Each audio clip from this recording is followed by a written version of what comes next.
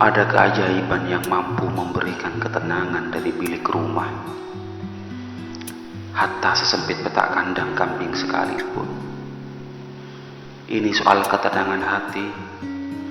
Tak pernah ada logika yang memiliki chemistry dengan bentuk-bentuk materi. Soal hati, maka segala yang beraroma frofan menjadi tak penting. Makanya Nabi bersabda, "Baiti jannati," rumahku adalah surgaku. Bukan tanpa alasan dauh agung itu beliau hadirkan, sebab sepanjang hidup beliau penuh selaksa surga di rumah beliau yang menurut ukurannya amat sederhana dan dengan perabot lengkap yang seadanya.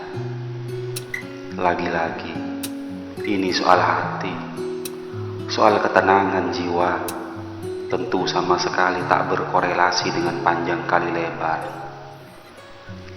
Ketenangan hati selalu beriringan dengan rasa dan isinya sekaligus, yang sering disebut sebagai perasaan, dan keduanya lahir dari orang-orang dekat dan respon diri mengeksplorasi sikap mereka. Oleh sebab itulah Syekh Aid Al-Qarni berkata, rumah adalah pelukan termesra untuk jiwa yang rindu akan ketenangan. Berikut ini pesan Sufyan Ats-Tsauri, tokoh ulama terkemuka era tabi'in, ketika memandang kehidupan yang tak lazim di zamannya. Sekarang zaman diam di rumah, menerima dengan rela pemberian dari Allah yang apa adanya, sampai kematian datang. Jika di zaman Imam Ats-Tsauri, yakni ratusan tahun lalu, keadaan sudah kacau balau, dan ulama sekali berimam Ats-Tsauri sendiri memandang bahwa di luar sudah bukan lahan yang subur untuk kita tempati. Lalu bagaimana dengan keadaan sekarang? Keluar halaman saja sudah petaka mengintai. Bahkan di dalam rumah saja kita diserbu konsumerisme dan esek-esek maksiat lewat layar kaca bernama TV dan sepetak kecil disebut Android. Maka tentu lebih dipertajam lagi pesan Ats-Tsauri tadi menjadi potongan terakhir, ila antamut, yakni lebih baik mati dibanding hidup diserbu deretan omong kosong.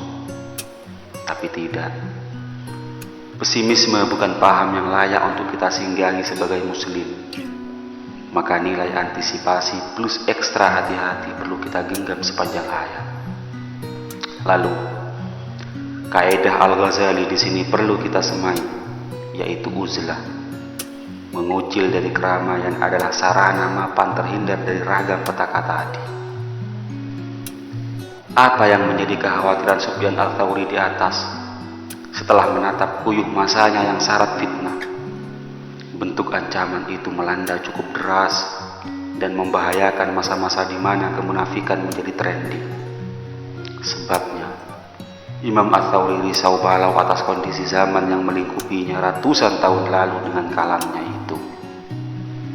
Lalu merisaukan keadaan juga pernah dilayangkan Al-Ghazali dalam kitabnya Minhajut Thalibin.